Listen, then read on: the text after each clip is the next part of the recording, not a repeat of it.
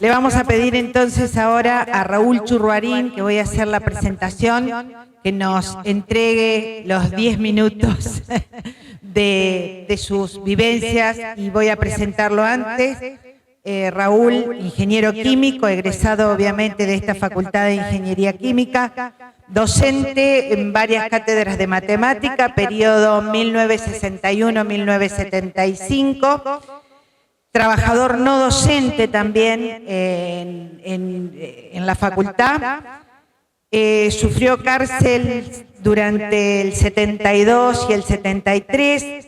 En el 73, luego de ser liberado, es nombrado delegado interventor y luego decano normalizador de la facultad en el año 1974. Como estudiante también tuvo participación activa en el Centro de Estudiantes de la Facultad de Ingeniería Química, como secretario general, miembro del Consejo Federal de la FUL y de la Junta Representativa de la FUA. Así que un recorrido también extenso y por todos los roles que hay en esta facultad. La facultad y la universidad eran muy distintas, me parece a lo que son hoy.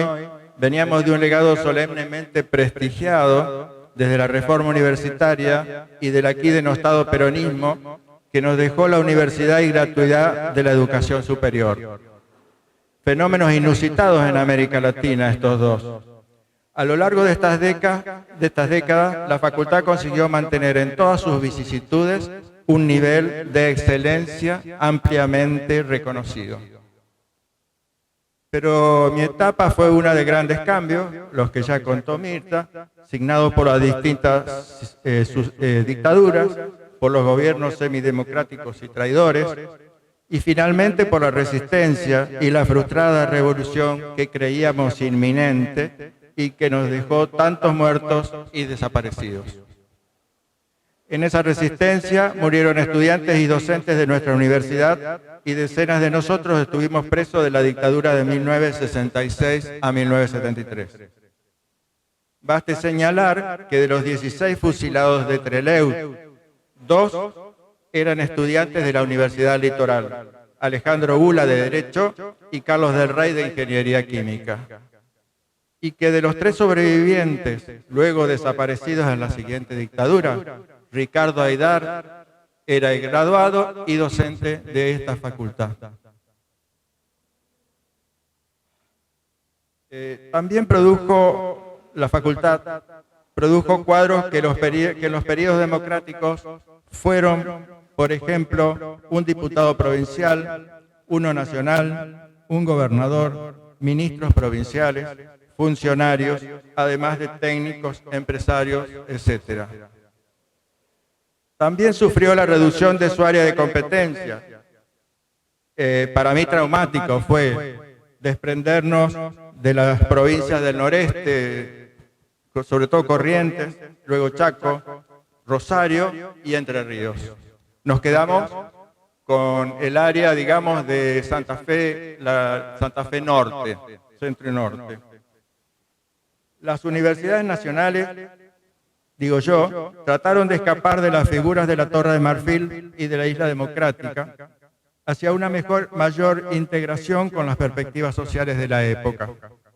Una parte importante del estudiantado y de los docentes transitamos desde la adhesión total a la Revolución Libertadora Fusiladora de 1955 a una revisión y hasta incorporación al peronismo, una parte, digo, y al surgimiento de las corrientes llamadas de la izquierda nacional y de otras tendencias de izquierda, tanto desde el lado reformista como del socialcristianismo. Parte de esto lo dijo Mirta. Las tesis y actividades de lucha armada también signaron la última mitad de la década de los 60 y la primera de los 70. Hay que tener en cuenta que la autonomía universitaria y el gobierno tripartito, en este periodo que yo hablo, del 59 al 75, solamente existió desde 1956, con un decreto de la dictadura, del año 55, un decreto de ley de la dictadura, que instaló la la democracia, autonomía universitaria, el gobierno tripartito, y también dejó picando en el famoso artículo 28 que provocó los enfrentamientos de 1958 de la universidad privada. Este gobierno, los gobiernos tripartito y la autonomía recién se reinstalaron en el gobierno de Alfonsín en 1984. Bueno, en la facultad, ya relató la crisis con Davide, yo tengo alguna otra perspectiva, pero pasemos.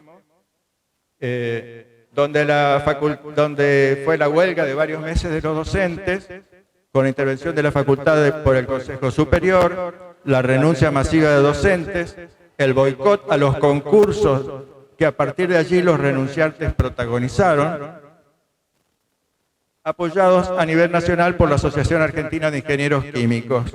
O sea, no conseguíamos jurados, habíamos hecho como inocentes los jurados de concurso por sorteo entre todos los docentes similares de todo el país y nos renunciaban. Nos trataron de echar a que se presenten los docentes, los aspirantes, y hubo una excesiva exigencia en los concursos que dejaron la mayoría de ellos injustamente desiertos. Esto fue en los años 65, 66 más o menos.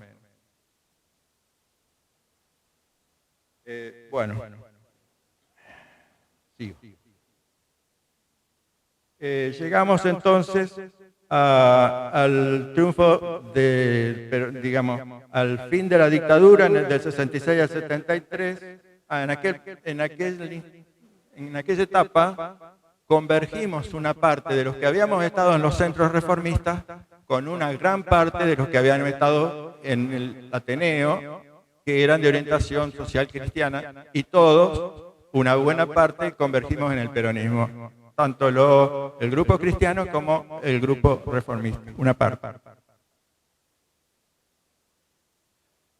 Bueno, esa etapa de la dictadura terminó con las grandes movilizaciones del Lucha y Vuelve, el primer retorno de Perón y el triunfo del peronismo en las elecciones del 11 de marzo de 1973. Durante ya Mirta habló de la intervención de las universidades y de la nueva ley universitaria, con concursos, con un consejo superior y de facultades ficticios. Como resistencia se creó, entre otras cosas, una primera asociación de docentes de ingeniería química, la ADIC, que duró más o menos desde 68, digamos, hasta 1975, en que casi todos los docentes que integrábamos esa asociación fuimos despedidos. Unos 200 docentes. Aparte del trasfondo político, por ejemplo, el apoyo al cordobazo, la ADIC realizó una notable acción académica de crítica, análisis y planificación, cuyos lineamientos sirvieron de base para nuestra gestión universitaria de 1973-75. Por su parte, los no docentes también tuvieron su proceso de actualización, con reiterados conflictos gremiales, que eran apoyados por los estudiantes que se negaban a asistir a clases y examen durante los paros, llegando uno de sus dirigentes a ser consejero superior de la universidad por el Ateneo Universitario. Luego, parte de su conducción no docente participó del peronismo y algunos estuvieron largo tiempo detenidos.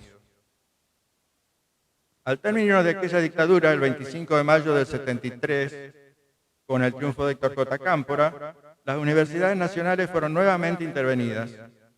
En la Universidad del Litoral, el interventor fue el ingeniero Roberto Cereto, profesor de nuestra facultad y uno de los fundadores de la ADIC. Una parte de su equipo provenía también de la facultad esta, y yo en esta facultad fui designado delegado interventor, y el doctor Ángel Piaggio lo fue en la recientemente creada Facultad de Bioquímica, que funcionó acá durante su primer tiempo. Esta gestión, la de Cereto y compañía, Se apoyó fundamentalmente en ADIC y otros colaboradores docentes e investigadores, no peronistas en su mayoría, y en la juventud universitaria peronista por el lado de los estudiantes, aunque se convocó a las distintas tendencias. Se conformaron comisiones asesoras de la facultad, por ejemplo, presupuesto, enseñanza, planes de estudio, investigaciones, que fueron muy activas y cuyas propuestas fueron puestas en práctica por la intervención. Sosteníamos que la universidad debía participar del proyecto de transformación social que había sido plebiscitado, tanto electoral como masivamente. Y con esa idea trabajamos en los 10 meses de intervención hasta abril de 1974 y se continuó en la misma tónica luego con la ley 2654 de marzo del 74, nueva ley universitaria sancionada por el Congreso Nacional. Esto en la época del último gobierno de Perón. El cambio principal fue que el interventor ingeniero Cereto fue reemplazado por el nuevo rector normalizador que establecía dicha ley, el doctor Ángel Celestino Marino, que hasta el momento, Marini, que hasta el momento había sido delegado interventor en la Facultad de Derecho, interventor nombrado por Cereto. El resto del equipo fue confirmado, pasando ahora a decanos y directores normalizadores en el marco de la ley. No obstante, un par de meses después, un grupo de 14 funcionarios presentamos nuestra renuncia en desacuerdo con la conducción de la línea política a la que pertenecíamos al enfrentarse estos al presidente Perón. Hasta ese momento, así como la enseñanza era un feudo de los profesores, la investigación era un feudo de los investigadores. Nadie objetaba ni evaluaba en la facultad ni en el CONICET qué iba a desarrollar un investigador. Bastaba con el currículum y con la obtención de cargos, becas, laboratorios y otros recursos, ya sea en la propia facultad o en la nación o de apoyos extranjeros o privados. En esto yo no cuestiono cada investigación en particular, sino el método de planificación y control inexistente desde la función universitaria. La crítica a la política de investigación que describí antes fue realizada en nuestro medio por ADIC. A nivel de la universidad, la Secretaría Académica y de Investigaciones, a cargo del ingeniero químico Miguel Ángel Urquía, en conjunto con las otras secretarías y con los equipos de gestión de las facultades, analizaron una política de investigaciones, produciendo un documento que se llamó El trabajo científico en la etapa de la reconstrucción nacional. Allí se definía que la intervención en la universidad, que la investigación en la universidad debía encuadrarse en el proyecto de reconstrucción nacional, liderado por el presidente Perón. Luego se estableció una lista de temas a los que debía ajustarse toda investigación en la universidad. Recuerdo un fuerte énfasis en celulosa y papel y en la crisis de los bajos submeridionales. Fue notable que hasta los directores de investigación más antiguos y renombrados aceptaron estas prioridades. Se mantuve, como dije, por 1974 y creo que gran parte del 75. Bueno, aparte de esto, quiero destacar que en la Escuela Industrial Superior anexa a la facultad se designó como interventor al técnico Alberto Barber Caizal, hoy desaparecido, y como vicedirector a Jorge Planas Viader, conocido artista plástico, docente de la casa, y que había sido propuesto como interventor por los alumnos. Allí el trabajo fue muy bueno e intensa la participación de los docentes, no docentes y estudiantes. Bueno. Otro tema importante fue el de las licenciaturas de matemática pura y aplicada, que recién estaban graduando los primeros alumnos. El Departamento de Matemáticas de la Universidad, creado a fines de los 60, fue transferido a la facultad y no teníamos claro qué destino darles. Los estudiantes estaban muy preocupados y no había suficientes cuadros docentes. se había acordado mantener solo la especialidad en matemática aplicada. Bueno, aquí entonces llamamos en consulta al conocido matemático, docente, autor e investigador Oscar Barsasky, con publicaciones no solo sobre matemáticas, sino también sobre la universidad en los sistemas, en la reconstrucción del país. Barsasky, quien en coloquio con los alumnos, docentes y la intervención propuso lineamientos para un nuevo enfoque de la carrera que tratamos de aplicar en lo posible. Como me alejé de esta institución por pasantía a fines de 1975, no pude estar al tanto de su continuación. Para terminar, quiero recordar el contexto nacional de los años 73-75, periodo de las presidencias de Cámpora, Perón e Isabel Martínez, que es harto sabido de ustedes, sea por haberlo vivido o por el relato histórico, con el crecimiento final de la derecha y que desembocó en la dictadura genocida. Todo esto repercutió de forma grave en nuestra universidad. Reemplazo de Marini por García Martínez, gran cantidad de despidos, anulación de todos los proyectos, etc. Y en forma terrible en nuestros estudiantes, docentes, no docentes y graduados, en particular de los de la facultad, lo que dejó preparado el terreno para completar la también terrible lista de asesinados y desaparecidos, también de los presos, entre ellos yo mismo, y de los exiliados. Quiero hacer también, por último, un llamado para que esta universidad rescate del olvido a los rectores, interventores y normalizadores que cargaron en sus espaldas el reconstruirla luego de las dictaduras, aunque a veces con leyes de periodos democráticos, aunque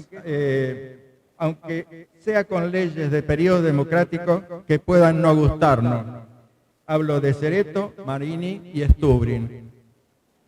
Y no olvidar tampoco que hubo rectores que condujeron la universidad con gobiernos tripartitos, pero dando la espalda a medio país proscripto.